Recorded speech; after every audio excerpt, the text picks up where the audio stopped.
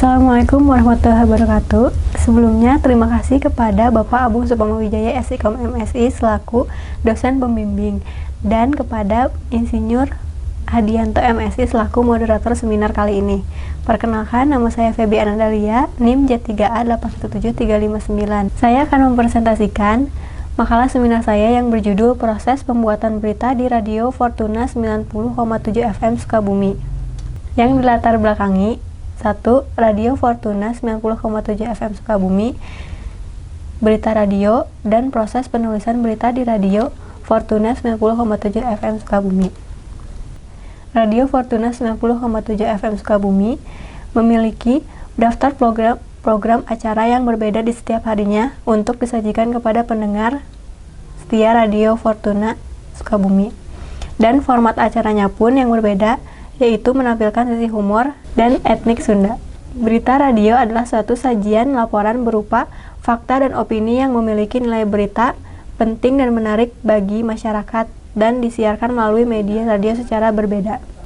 Menurut Priyatna 2018, berita radio mampu menjawab berbagai persoalan yang terjadi dan bagaimana peristiwa tersebut berlangsung.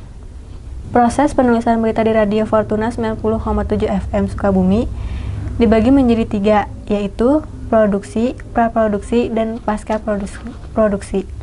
Dari latar belakang tersebut, ada 2 rumusan masalah. Yang pertama, bagaimana proses penulisan berita di Radio Fortuna 90,7 FM Sukabumi. Yang kedua, apa saja hambatan dan bagaimana solusi dalam penulisan berita di Radio Fortuna 90,7 FM Sukabumi. Dan juga ada tujuan. Yang pertama, membahas bagaimana proses penulisan berita di Radio Fortuna 90,7 FM Sukabumi. Yang kedua, membahas hambatan dan memberikan solusi dalam proses penulisan berita di Radio Fortuna 90,7 FM Sukabumi berlangsung. Adapun metode yang digunakan pada saat menulis makalah seminar. Yang pertama, lokasi dan waktu. Yang kedua, data dan instrumen. Dan yang ketiga, teknik pengumpulan data. Yang pertama, lokasi dan waktu pengumpulan data untuk penulisan makalah seminar dilakukan pada saat praktik kerja lapangan atau PKL yang dilakukan di Radio Fortuna Sukabumi, yang beralamat di Jalan Manggis nomor 20, Kota Sukabumi. Waktu pengumpulan data dilaksanakan selama 40 hari terhitung dari tanggal 3 Februari 2020 sampai dengan 30 Maret 2020.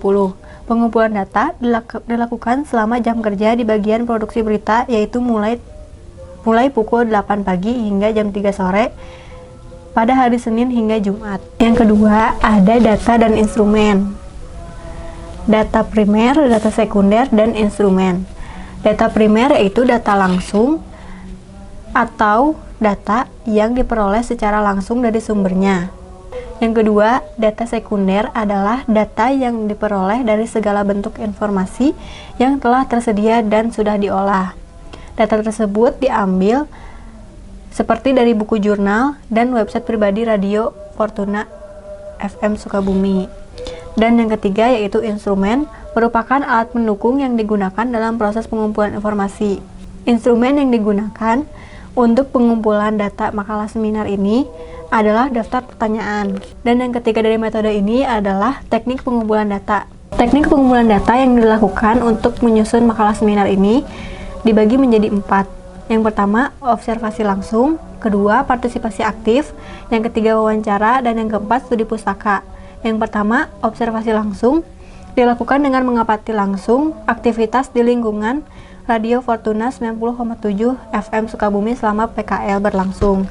Pengamatan ini bertujuan untuk mengetahui kegiatan yang ada di Radio Fortuna 90,7 FM Sukabumi. Yang kedua, partisipasi aktif. Saya turut serta dalam kegiatan penulisan berita yang dilakukan atau yang dikelola oleh Radio Fortuna FM Sukabumi dan beberapa kegiatan saat PKL berlangsung. Dan yang ketiga yaitu wawancara, dilakukan dengan tanya jawab kepada produser Radio Fortuna FM. Yang terakhir ada studi pustaka. Studi pustaka dilakukan dengan cara mencari data-data yang dibutuhkan pada makalah seminar ini. Dari metode tersebut, ditemukan proses penulisan berita di Radio Fortuna 90,7 FM Sukabumi yang menjadi judul makalah seminar ini. Dan penulisannya terbagi menjadi 3. Yang pertama, praproduksi. produksi, dan pasca produksi. Praproduksi juga dibagi menjadi 3. Yang pertama, mencari konten berita, 2. mengkategorikan berita, dan yang ketiga, menyunting berita. Yang pertama, mencari konten berita. Penyiar dapat mencari dan mendapatkan informasi dari banyak sumber. Sumber informasi yang biasa digunakan penyiar Radio Fortuna Sukabumi untuk mencari konten berita adalah website terpercaya nasional maupun internasional seperti cnnindonesia.com, detik.com, kompas.com, Sukabumi Update, dan Radar Sukabumi. Yang kedua, mengkategorikan berita. Setelah menemukan berita yang layak, penyiar membagi berita tersebut menjadi beberapa segmen. Yang pertama, berita internasional, yang kedua, berita nasional, yang ketiga, berita lokal, yang keempat, berita olahraga atau teknologi. Yang ketiga, menyunting berita. Proses penyuntingan berita dilakukan setelah penyiar selesai mencari dan mengkategorikan berita. Terdapat beberapa hal yang diperhatikan saat penyuntingan berita di Radio Fortuna Sukabumi. Yang pertama, berita harus sesuai dengan fakta. Yang kedua, berita tidak boleh mengandung kekerasan, rasisme, dan politik. Dan yang ketiga, sumber berita dapat dipercaya kebenarannya. Yang kedua, tahap produksi.